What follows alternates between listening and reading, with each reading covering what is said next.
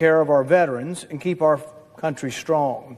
This bill puts our economy, though, at risk by creating presumptions of service connection for the most common of ailments. That walking example of American decline in action was Senator Rand Paul, and he had a message for America's veterans.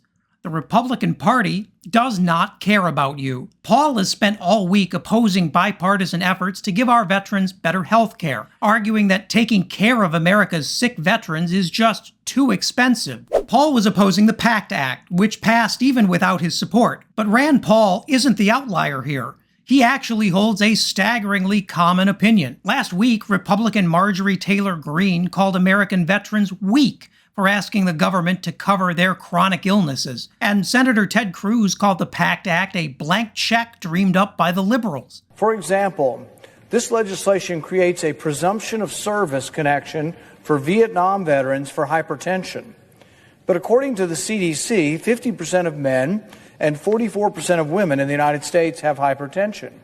More than 60% of people over the age of 60 have hypertension. Rand Paul believes that since a lot of veterans suffer from symptoms like this, they must not be that bad. But that just shows you how out of touch Paul and the GOP really are. And in a moment that was weird even by Republican standards, Rand Paul, who spent the entire pandemic calling the CDC a propaganda arm of the Democratic Party, cited the CDC to explain why he didn't think veterans needed health care. Paul, whose closest experience in a combat zone was being beaten up by an angry neighbor, thinks veterans don't actually need coverage for conditions including hypertension, anxiety, and chronic pain, things that are commonly associated with exposure to toxic burn pits and Agent Orange. If they've lived long enough with those symptoms, Paul's logic goes, how bad could their lives really be? There's just one problem with Paul's fantasy land. The CDC actually disagrees with him. While Paul is right that over 60% of Americans over 60 suffer from hypertension, he knows that isn't what we're actually talking about. These are young and otherwise healthy veterans who were exposed to known toxic chemicals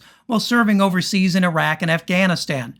Their rates of cancer, cardiac complications, and yes, hypertension are all miles ahead of where similar Americans who didn't serve are. And this is the guy who claims to be a doctor. Rand Paul says that if veterans want support, they should be required to prove that they got their toxic smoke-related illnesses while on their tour of duty. But unless all of these veterans got together to pull the biggest con job in history, there's not really any other place in the world besides a battlefield where they could have been exposed to the illnesses they now suffer from. Paul's anti-veteran message went over about as well as you would expect. One Twitter user shared the story of her father, a Vietnam veteran who suffered irreversible brain damage and 2 strokes as the result of exposure to Agent Orange. But for nihilistic people like Rand Paul, the right to life doesn't extend to those people, and it doesn't extend to the veterans who sacrificed their bodies and their minds fighting generations of Republican wars. And let's be really clear about one thing in particular.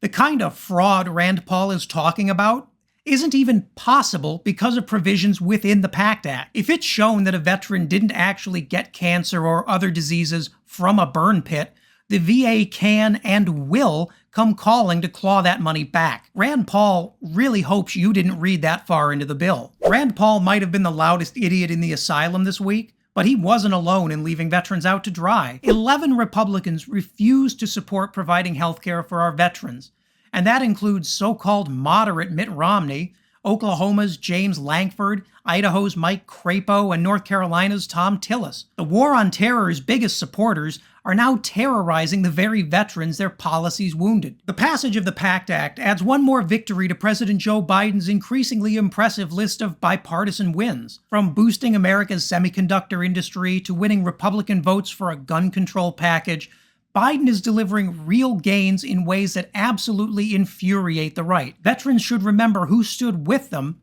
and who stood in the way this November. If you made it to the end, thanks so much for watching. Please consider liking the video and subscribing, and leave me a comment below to tell me what I should cover next.